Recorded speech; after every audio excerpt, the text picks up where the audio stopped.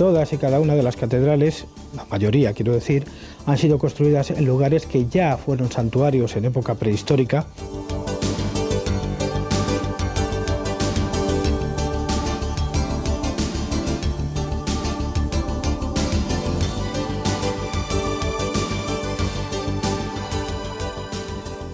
Es utilizar un conocimiento que ya existía desde Mesopotamia y después en Egipto y se reutiliza para potenciar el mensaje que interesa en ese momento, que es el mensaje cristiano.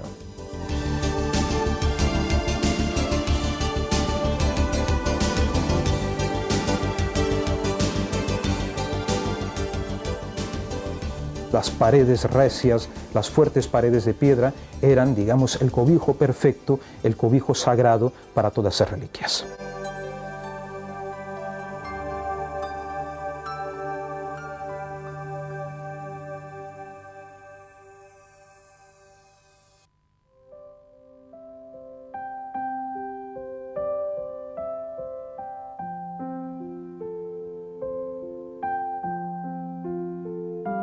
En nuestro mundo hay lugares sagrados, reutilizados una y otra vez por las diferentes culturas que sobre ellos han erigido enclaves en los que rendir culto a las divinidades. En esta ocasión montamos en nuestra particular máquina del tiempo para intentar coger parte de un conocimiento que nos lleva a un pasado remoto. Comenzamos nuestro viaje.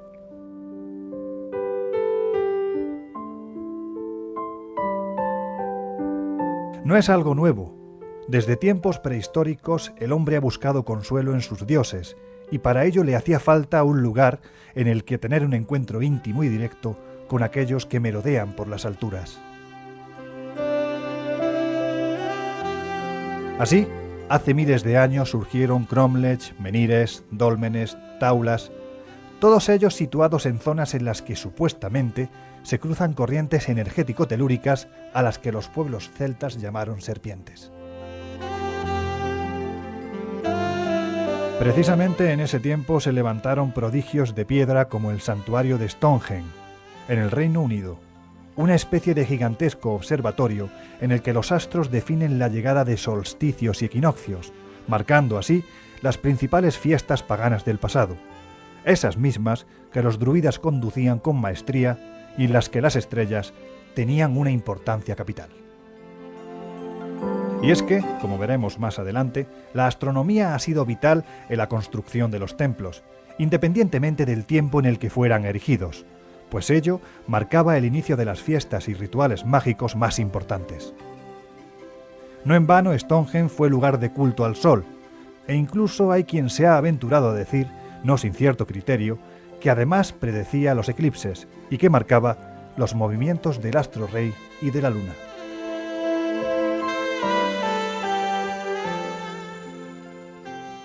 La observación de los astros siempre fue algo que fascinó a todos los pueblos de la antigüedad, lógicamente con tanto tiempo libre aparentemente por la noche para poder observar los astros, varias personas, digamos, con una mente más aguda, con más inteligencia, se dedicaron a observar el trayecto, el desplazamiento de los astros en el cielo. Entonces estos desplazamientos, las fases de la luna, los eclipses del sol fueron de alguna forma registrados, fueron observados y se vieron que eran cíclicos, que habían determinados fenómenos cíclicos. Y estos fenómenos cíclicos quedaron reflejados de alguna forma en monumentos erigidos por esos pueblos de la antigüedad. Pero si hubo una civilización en el pasado en la que el templo adquirió una importancia suprema para sus habitantes, esa fue la siempre enigmática cultura egipcia.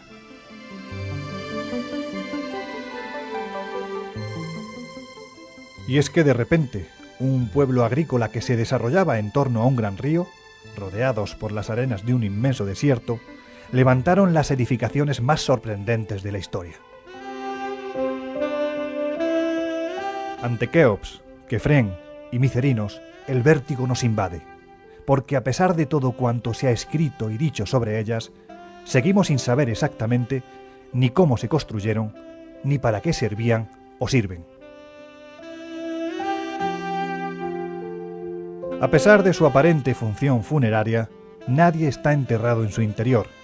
Nadie ha dejado rastro de su paso al otro mundo a través de estos templos, Nadie es capaz de explicar cómo se levantaron los miles de bloques que forman las mismas, cada uno de varias toneladas de peso. Nadie, en suma, ha sido capaz de explicar para qué y cómo se construyeron. Los misterios sobre las técnicas de construcción de los arquitectos egipcios son numerosos. ¿Cómo pasaron en poco tiempo de la choza de cañas o de las rudimentarias edificaciones de adobe a aplicar una serie de conocimientos geométricos tan avanzados que hoy día se ven confirmados por las modernas teorías matemáticas? El uso, por ejemplo, de números como pi o el conocido como número áureo phi dotan a sus edificios de una armonía que está presente en todo lo sagrado. Tengamos en cuenta que estos números no son descritos oficialmente hasta muchos años después, en la época de Pitágoras. Fuera Pitágoras o no quien los elaboró, gracias a él nace una constante permanente en el tiempo sobre las proporciones perfectas. Egipto es una lección de humildad para todos, porque la impresión que queda en el viajero es que tras esas formidables edificaciones hay algo más que piedras, esclavos y buenos constructores. Y es que la Gran Pirámide de Keops es la única de las 7 maravillas del mundo antiguo que aún permanece en pie, y eso será por algo.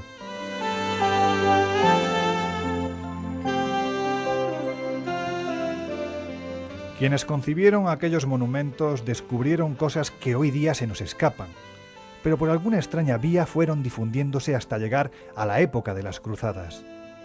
Entonces viajaron hasta Europa, de la mano de los caballeros templarios, que como podemos ver en templos como el de Philae, dejaron su huella palpable en las columnas del mismo.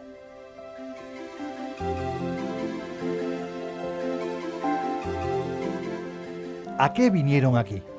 ¿Acaso a beber de las fuentes religiosas de los antiguos egipcios para después aplicarlas a sus propios ritos? No lo sabemos, pero lo cierto es que estos permitieron a los constructores medievales el acceso a los secretos de la geometría sagrada, y ello se habría de ver reflejado en los más asombrosos templos cristianos, las catedrales góticas.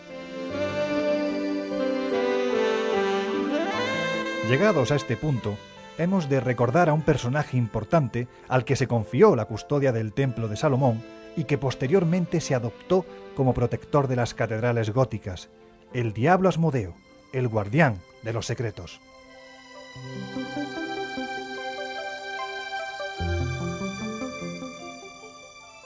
Y así, en época de cruzadas en suelo europeo, en el tiempo en el que la peste bubónica acabó con la vida de más de 50 millones de personas en todo el mundo, en las entrañas de una siniestra y oscura Edad Media, surgieron unos templos capaces de conmover al incrédulo,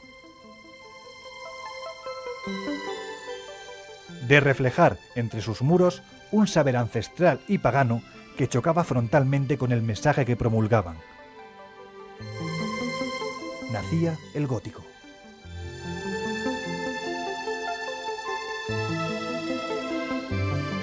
El entorno en el que surgen las catedrales no es tan oscuro como se nos ha explicado, simplemente es que tenemos poca documentación, porque entonces se escribía bastante poco y lo poco que se escribía en el interior de los monasterios.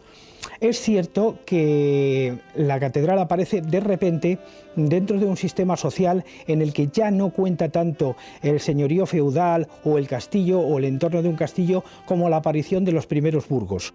Es la época en la que también se desarrollan las cruzadas, en la que se producen movimientos de peregrinación muy importantes como el de Santiago de Compostela, y es en este momento en el que deja de ser los monasterios y las abadías los únicos lugares del conocimiento hasta ese momento, dado que la población en general eran prácticamente analfabetos y era la Iglesia, sobre todo los monjes, quienes ostentaban el poder intelectual, pasa a un segundo plano por el surgimiento de las primeras universidades asociadas a las ciudades, y comienza a surgir también una nueva clase que es la burguesía, son esos artesanos, esos gremios comerciantes, quienes comienzan a ostentar el poder económico y influyen notablemente en el desarrollo de ese arte gótico. ¿Quiénes sufragaron los gastos de tan colosales templos? ¿Por qué en estos emplazamientos? ¿Con qué función, si es que la tenían?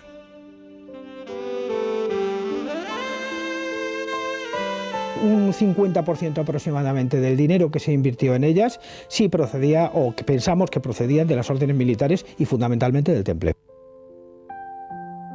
Lo que está claro es que de la noche a la mañana, como ocurriera en el Egipto faraónico, aparecen canteros, vidrieros, artesanos, sin que nadie pueda explicar de dónde salen ni quién les paga. Varios investigadores defienden la tesis de que los templarios trajeron enormes cantidades de plata de América, tal y como queda reflejado en enclaves como Roslin, donde, como pudimos observar en el capítulo anterior, hay representadas plantas del Nuevo Mundo en una capilla elevada 50 años antes de que Colón descubriera América. ¿Es suficiente prueba? Es difícil aseverarlo, pero cuanto menos da que pensar.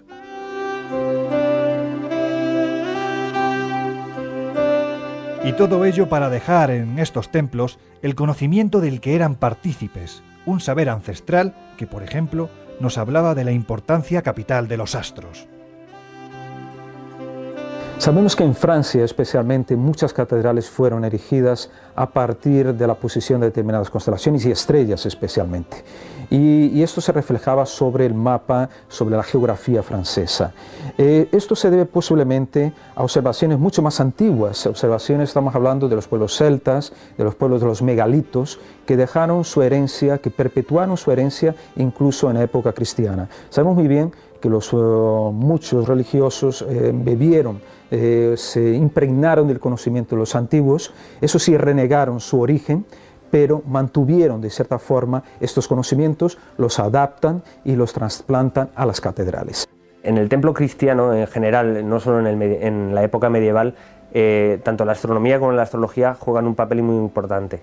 Desde la disposición del templo, por ejemplo, los primeros templos cristianos ya comienzan a orientarse con la cabecera al este. La cabecera era una especie de símbolo de la cabeza de Cristo y por lo tanto se dirigían hacia el este, de forma que cuando salía el sol, los rayos del sol iluminaban la cabecera y entraba la luz a través de ella, iluminando el altar y a los fieles. Lo que más extraña sobre todo es la presencia de símbolos astrológicos de las constelaciones zodiacales, incluso en portadas, en esculturas, en el tímpano de las iglesias, que tiene un significado muy concreto. El hecho de que se utilice este tipo de representaciones busca apoyarse en un mensaje, transmitir un mensaje y potenciarlo. Por ejemplo, cuando vemos a Jesucristo en majestad rodeado de los 12 apóstoles, no es otra cosa que, aparte del claro mensaje que todos conocemos de Jesús con sus discípulos, pues a su vez se está representando a Cristo como el sol, como el dios sol, rodeado de los 12 apóstoles, que son en realidad los 12 signos del zodiaco. Esto viene a reforzar en ocasiones el mensaje de Cristo como gobernante del universo, del tiempo, y eso viene reflejado porque el sol atraviesa en su recorrido por el firmamento pues, las diferentes constelaciones zodiacales. Eso está presente en los templos, como digo. Antes de continuar con nuestro periplo por las catedrales, regresemos por unos instantes a Egipto. Allí, la observación de los astros era vital, pues de ello dependía que se pudiera calcular la fecha en la que se producía, por ejemplo, las crecidas del Nilo. Y es que aquellos hombres sabían más de lo que pensamos.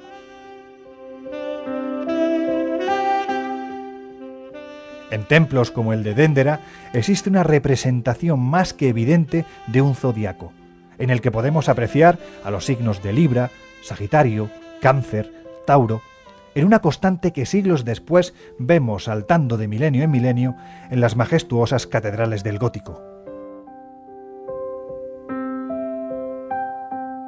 Y es que en el interior de las catedrales se llevaban a cabo todo tipo de actos, desde representaciones de teatro, mercados, debates y fiestas como la del asno o la de los locos, representaciones burlescas de la Eucaristía en la que poco importaba satirizar a uno u a otro obispo.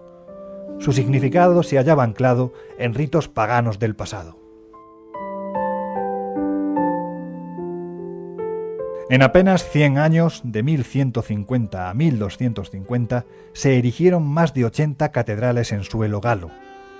Una obra tan descomunal que jamás en otro tiempo ni en el ya citado Antiguo Egipto se utilizó tal cantidad de piedra labrada en tan corto espacio de tiempo.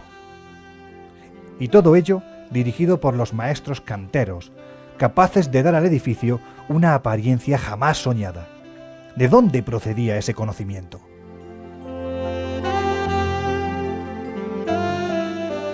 Posiblemente el conocimiento de los canteros, según algunos de estos masones, procede del Antiguo Egipto. Es una de las teorías más planteadas, más barajadas. Estos conocimientos llegan a Europa de alguna manera a través posiblemente de viajeros que llegan a Oriente. Estos canteros, que también eran viajeros, ¿no?, absorben estos conocimientos y deciden entonces estamparlos, plasmarlos en las catedrales.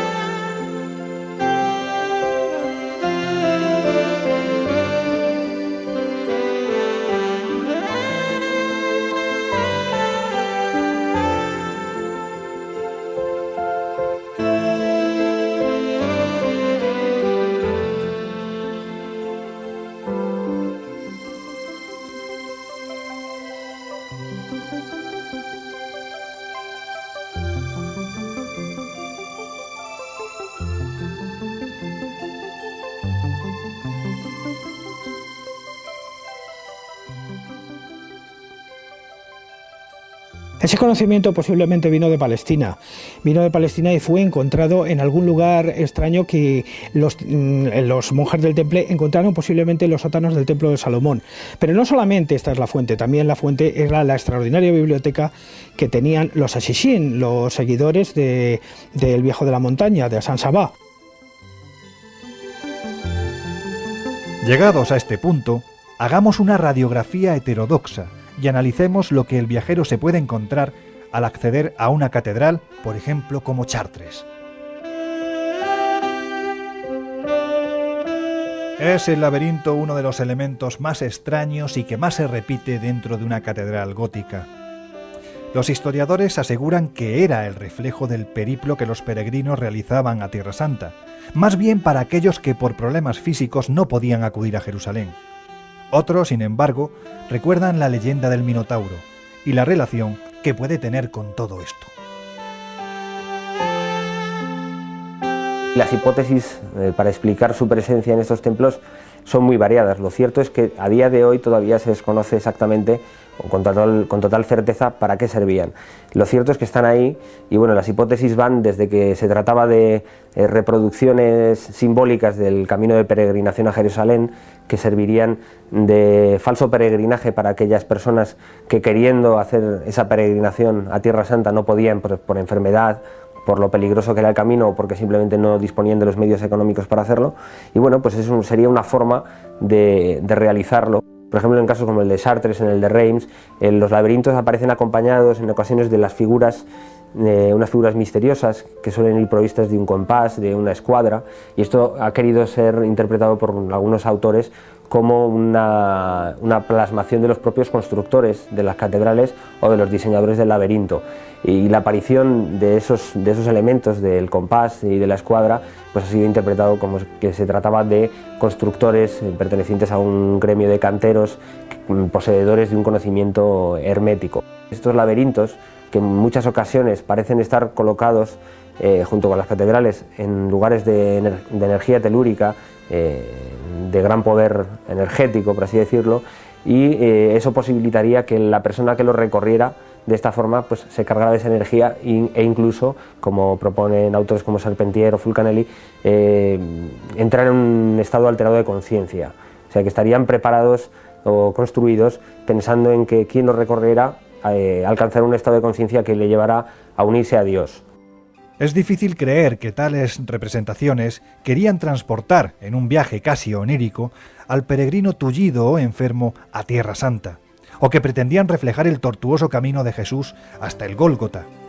La explicación quizás nos lleva a montar una vez más en nuestra particular máquina del tiempo y observar que hace milenios estos motivos se repartían por las piedras de Mogor, en Galicia, y que posiblemente estuvieran haciendo alusión a ese firmamento que entonces se observaba con especial devoción. Pero sigamos. Hay un lugar, igualmente erigido en un enclave especial desde hace siglos, que se sitúa en el corazón de España. Hablamos del monasterio de San Lorenzo del Escorial.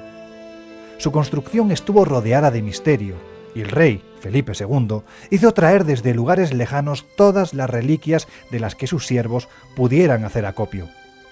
La creencia en que éstas le habrían de ofrecer protección le llevó a colocarlas en la parte más alta del templo, es decir, en esas gigantescas borlas doradas que coronan las torres. Pues bien, en las catedrales góticas también nos encontramos un buen número de reliquias, cuerpos momificados, cabezas, brazos incorruptos, para que el peregrino tuviera un pedazo de santo al que rezar, y quién sabe si para algo más.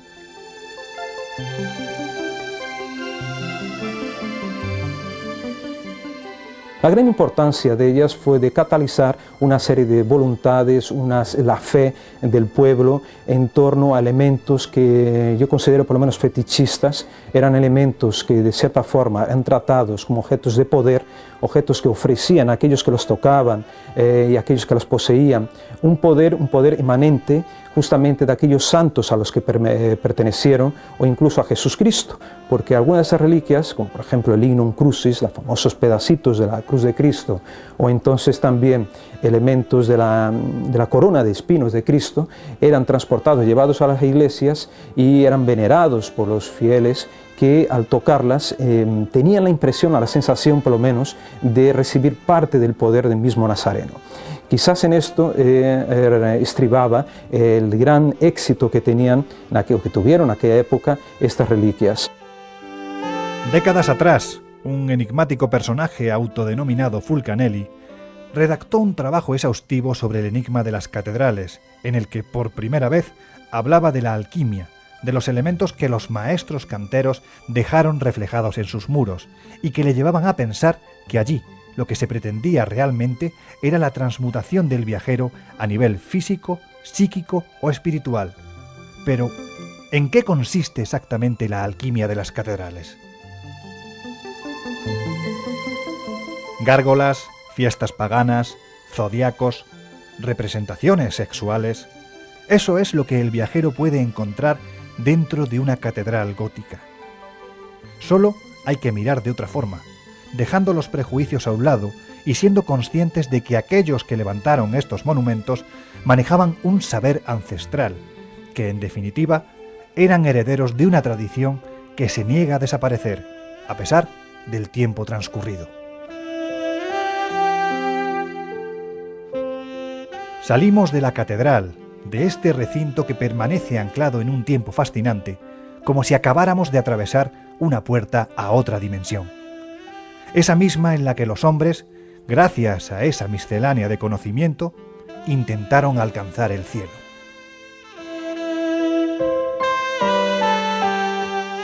Así pues, marchamos después de haber intentado aportar luz a esos códigos secretos que no entienden de tiempo ni de polémica.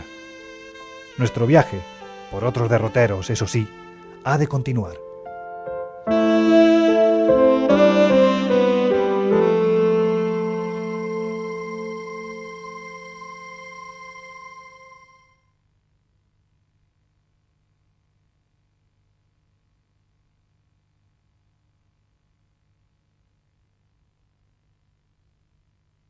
Función funeraria, nadie está enterrado en su interior. Nadie ha dejado rastro de su paso al otro mundo a través de estos templos. Nadie es capaz de explicar cómo se levantaron los miles de bloques que forman las mismas, cada uno de varias toneladas de peso. Nadie, en suma, ha sido capaz de explicar para qué y cómo se construyeron. Los misterios sobre las técnicas de construcción de los arquitectos egipcios son numerosos. ¿Cómo pasaron en poco tiempo de la choza de cañas o de las rudimentarias edificaciones de adobe a aplicar una serie de conocimientos geométricos tan avanzados que hoy día se ven confirmados por las modernas teorías matemáticas? El uso, por ejemplo, de números como pi o el conocido como número áureo Phi, dotan a sus edificios de una armonía que está presente en todo lo sagrado. Tengamos en cuenta que estos números no son descritos oficialmente hasta muchos años después, en la época de Pitágoras. Fuera Pitágoras o no quien los elaboró, gracias a él nace una constante permanente en el tiempo sobre las proporciones perfectas. Egipto es una lección de humildad para todos, porque la impresión que queda en el viajero es que tras esas formidables edificaciones hay algo más que piedras, esclavos y buenos constructores. Y es que la Gran Pirámide de Keops es la única de las 7 maravillas del mundo antiguo que aún permanece en pie, y eso será por algo.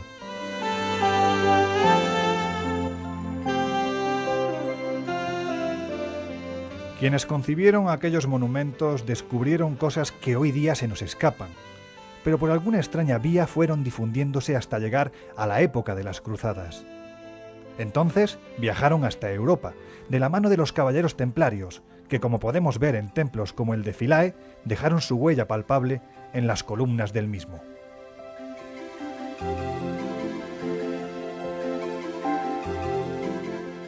¿A qué vinieron aquí? ¿Acaso a beber de las fuentes religiosas de los antiguos egipcios para después aplicarlas a sus propios ritos? No lo sabemos, pero lo cierto es que estos permitieron a los constructores medievales el acceso a los secretos de la geometría sagrada, y ello se habría de ver reflejado en los más asombrosos templos cristianos, las catedrales góticas. Llegados a este punto, hemos de recordar a un personaje importante al que se confió la custodia del Templo de Salomón y que posteriormente se adoptó como protector de las catedrales góticas, el diablo Asmodeo, el guardián de los secretos.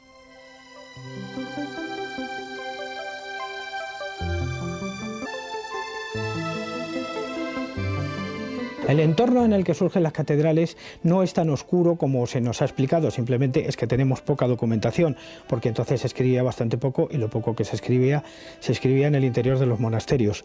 Es cierto que la catedral aparece de repente dentro de un sistema social en el que ya no cuenta tanto el señorío feudal o el castillo o el entorno de un castillo como la aparición de los primeros burgos.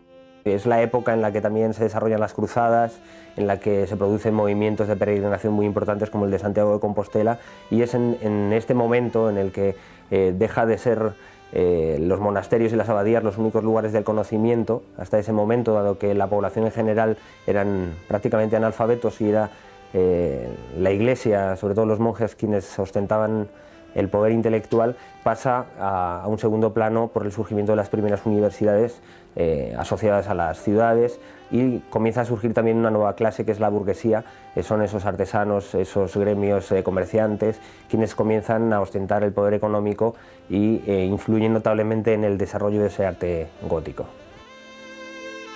¿Quiénes sufragaron los gastos de tan colosales templos? ¿Por qué en estos emplazamientos? ¿Con qué función, si es que la tenía?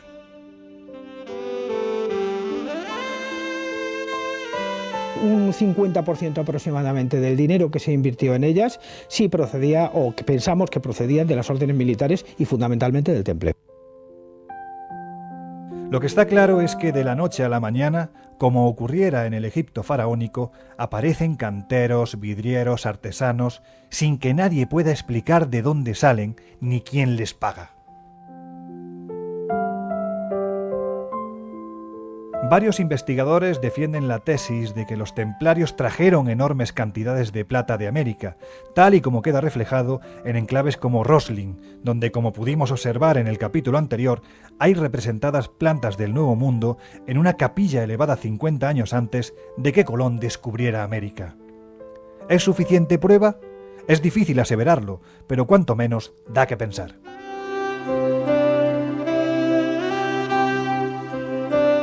Y todo ello para dejar en estos templos el conocimiento del que eran partícipes, un saber ancestral que, por ejemplo, nos hablaba de la importancia capital de los astros. Sabemos que en Francia, especialmente, muchas catedrales fueron erigidas a partir de la posición de determinadas constelaciones y estrellas especialmente. Y esto se reflejaba sobre el mapa, sobre la geografía francesa. Esto se debe posiblemente a observaciones mucho más antiguas, observaciones, estamos hablando de los pueblos celtas, de los pueblos de los megalitos, que dejaron... Por las catedrales, regresemos por unos instantes a Egipto. Allí, la observación de los astros era vital, pues de ello dependía que se pudiera calcular la fecha en la que se producía, por ejemplo, las crecidas del Nilo. Y es que aquellos hombres sabían más de lo que pensamos.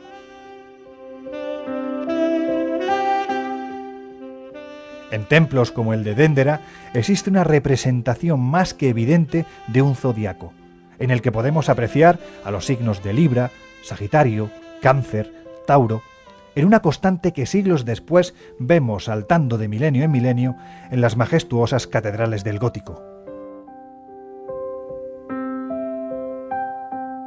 Y es que en el interior de las catedrales se llevaban a cabo todo tipo de actos, desde representaciones de teatro, mercados, debates y fiestas como la del asno o la de los locos, representaciones burlescas de la Eucaristía en la que poco importaba satirizar a uno u a otro obispo. Su significado se hallaba anclado en ritos paganos del pasado. En apenas 100 años, de 1150 a 1250, se erigieron más de 80 catedrales en suelo galo. Una obra tan descomunal que jamás en otro tiempo ni en el ya citado Antiguo Egipto se utilizó tal cantidad de piedra labrada en tan corto espacio de tiempo. Y todo ello dirigido por los maestros canteros, capaces de dar al edificio una apariencia jamás soñada. ¿De dónde procedía ese conocimiento?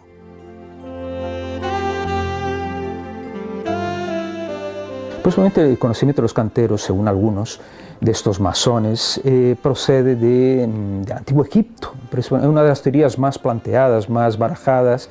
Estos conocimientos llegan a Europa de alguna manera a través posiblemente de viajeros que llegan a Oriente. Estos canteros, que también eran viajeros, ¿no?, absorben estos conocimientos y deciden entonces estamparlos, plasmarlos en las catedrales.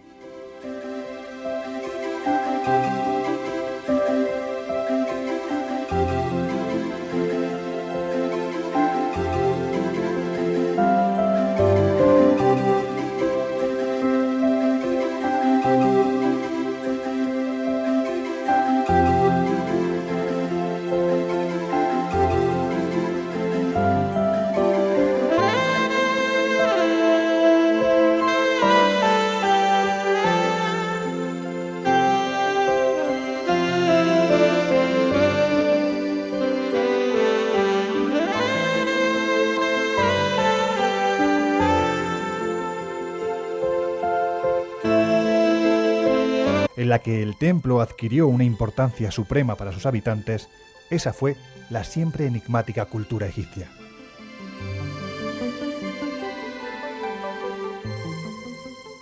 Y es que de repente, un pueblo agrícola que se desarrollaba en torno a un gran río, rodeados por las arenas de un inmenso desierto, levantaron las edificaciones más sorprendentes de la historia.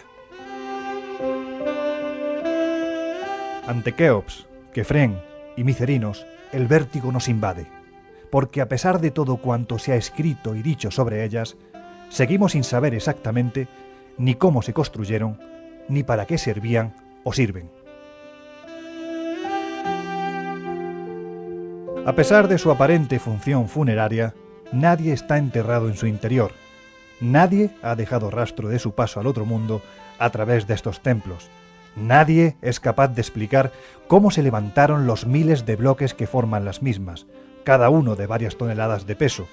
Nadie, en suma, ha sido capaz de explicar para qué y cómo se construyeron. Los misterios sobre las técnicas de construcción de los arquitectos egipcios son numerosos. ¿Cómo pasaron en poco tiempo de la choza de cañas o de las rudimentarias edificaciones de adobe a aplicar una serie de conocimientos geométricos tan avanzados que hoy día se ven confirmados por las modernas teorías matemáticas? El uso, por ejemplo, de números como pi o el conocido como número áureo phi dotan a sus edificios de una armonía que está presente en todo lo sagrado. Tengamos en cuenta que estos números no son descritos oficialmente hasta muchos años después, en la época de Pitágoras. Fuera Pitágoras o no quien los elaboró, gracias a él nace una constante permanente en el tiempo sobre las proporciones perfectas. Egipto es una lección de humildad para todos, porque la impresión que queda en el viajero es que tras esas formidables edificaciones hay algo más que piedras, esclavos y buenos constructores. Y es que la Gran Pirámide de Keops es la única de las 7 maravillas del mundo antiguo que aún permanece en pie, y eso será por algo.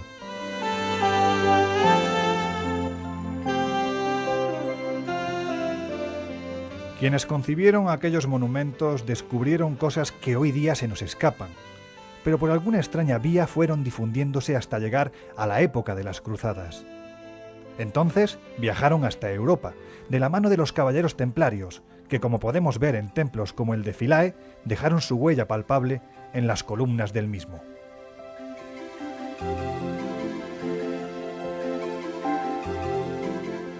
¿A qué vinieron aquí? Representaciones burlescas de la Eucaristía en la que poco importaba satirizar a uno u a otro obispo. Su significado se hallaba anclado en ritos paganos del pasado. En apenas 100 años, de 1150 a 1250, se erigieron más de 80 catedrales en suelo galo. Una obra tan descomunal que jamás en otro tiempo ni en el ya citado Antiguo Egipto se utilizó tal cantidad de piedra labrada en tan corto espacio de tiempo. Y todo ello dirigido por los maestros canteros, capaces de dar al edificio una apariencia jamás soñada. ¿De dónde procedía ese conocimiento?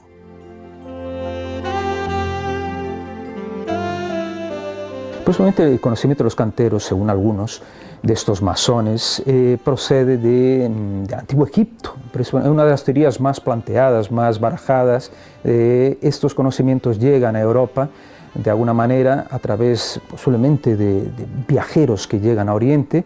Estos canteros, que también eran viajeros, ¿no?, absorben estos conocimientos y deciden entonces estamparlos, plasmarlos en las catedrales.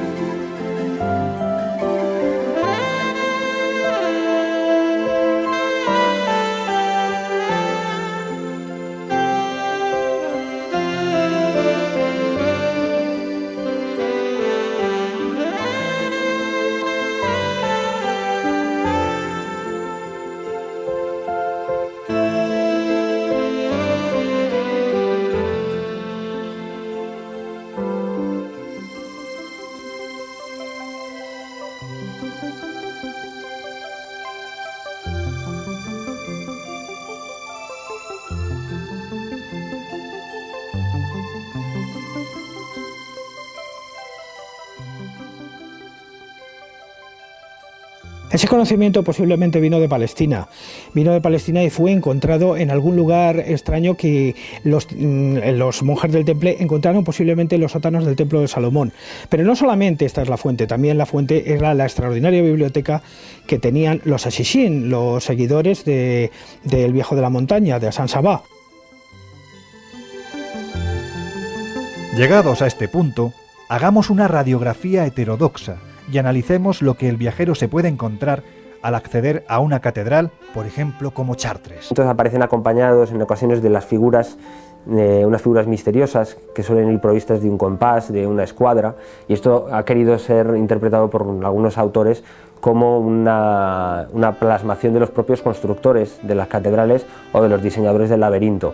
Y la aparición de esos elementos del compás y de la escuadra pues ha sido interpretado como que se trataba de constructores pertenecientes a un gremio de canteros, poseedores de un conocimiento hermético. Estos laberintos que en muchas ocasiones parecen estar colocados junto con las catedrales en lugares de energía telúrica, de gran poder energético, por así decirlo, y eso posibilitaría que la persona que lo recorriera de esta forma pues se cargara de esa energía e incluso, como proponen autores como Charpentier o Fulcanelli, entrar en un estado alterado de conciencia, o sea que estarían preparados o construidos pensando en que quien lo recorriera alcanzará un estado de conciencia que le llevará a unirse a Dios.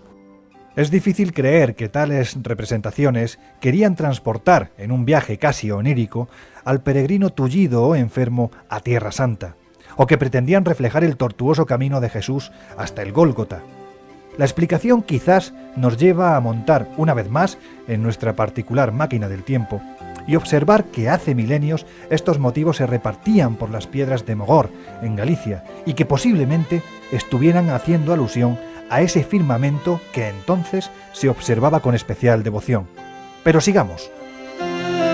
Hay un lugar, igualmente erigido en un enclave especial desde hace siglos, que se sitúa en el corazón de España. Hablamos del monasterio de San Lorenzo del Escorial. Su construcción estuvo rodeada de misterio, y el rey, Felipe II, hizo traer desde lugares lejanos todas las reliquias de las que sus siervos pudieran hacer acopio. La creencia en que éstas le habrían de ofrecer protección le llevó a colocarlas en la parte más alta del templo, es decir, en esas gigantescas borlas doradas que coronan las torres. Pues bien, en las catedrales góticas también nos encontramos un buen número de reliquias, cuerpos momificados, cabezas, brazos incorruptos, para que el peregrino tuviera un pedazo de santo al que rezar, y quién sabe si para algo más.